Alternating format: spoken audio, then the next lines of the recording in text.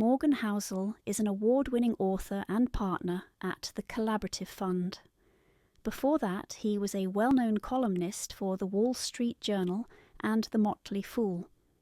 Morgan has twice won the Best in Business Award from the Society of American Business Editors and Writers and has been recognized as a 2-time finalist for the Gerald Loeb Award for Distinguished Business Writing. His ability to take complex financial ideas and translate them into engaging, relatable stories has earned him a reputation as one of the most insightful voices in modern finance. Readers and critics alike praise his rare talent for making big ideas feel personal, practical, and easy to understand. Introduction. The Psychology of Money opens with 2 powerful contrasting stories. The author begins by describing an experience from his college years, when he worked as a valet at a fancy hotel in Los Angeles. One of the regular guests was a tech executive, young, wildly successful, a genius who'd invented a key Wi-Fi technology in his 20s. But despite his achievements, his relationship with money was, let's say, complicated. He loved showing off his wealth. He'd carry around thick stacks of $100 bills, flashing them at anyone willing to look.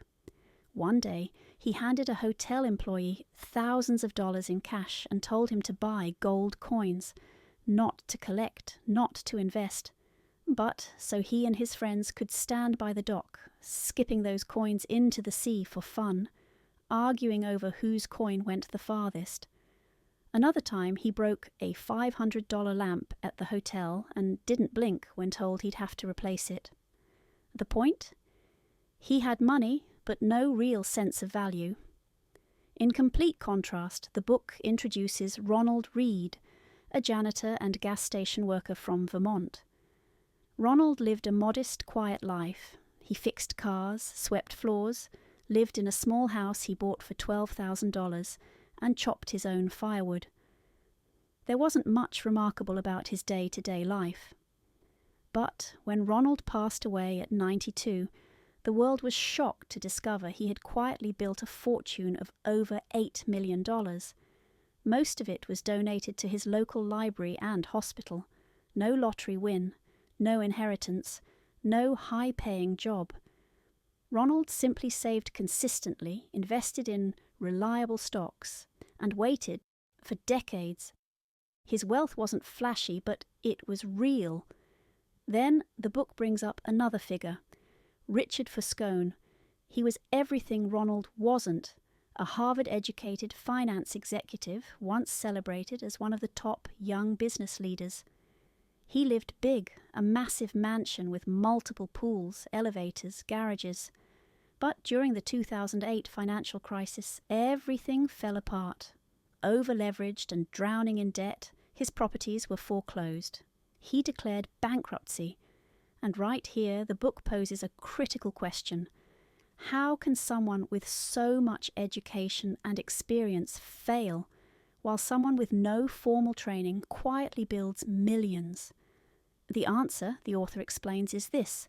Financial success isn't just about intelligence, strategy, or credentials. It's about behavior. How you manage emotions like greed, fear, and insecurity. How patient you are, how disciplined you are in the face of temptation or uncertainty. The introduction challenges the idea that money is purely logical. We often think of finance as a numbers game, rules, formulas, charts. But in reality, money decisions are deeply emotional and influenced by personal stories, biases, and habits. Unlike physics, where the same inputs create the same outputs, money doesn't follow strict rules. People make irrational choices. Markets act unpredictably. Even the smartest individuals can fail if they don't manage their behavior. That's why the author calls this understanding a soft skill. Something harder to teach, but essential to master. And it's the reason this book focuses not on technical financial advice, but on the psychology behind money decisions. Instead of offering complex theories, the book promises 20 short story-driven chapters, each one unpacking a different lesson about why we spend, save, invest, and sometimes sabotage ourselves financially. It's about understanding why we do what we do with money and how we can do better.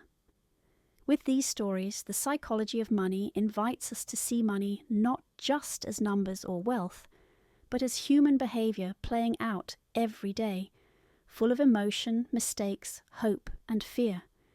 It's one of the greatest shows on earth. And so the key takeaway from this introduction chapter is this. This isn't a book about formulas or market predictions. It's a book about behavior. It shows us that doing well with money has less to do with how smart you are and more to do with how you behave.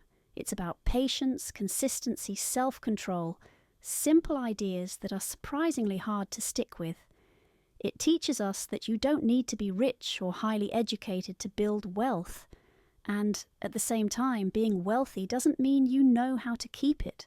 What matters most is understanding your own habits, emotions, and mindset around money.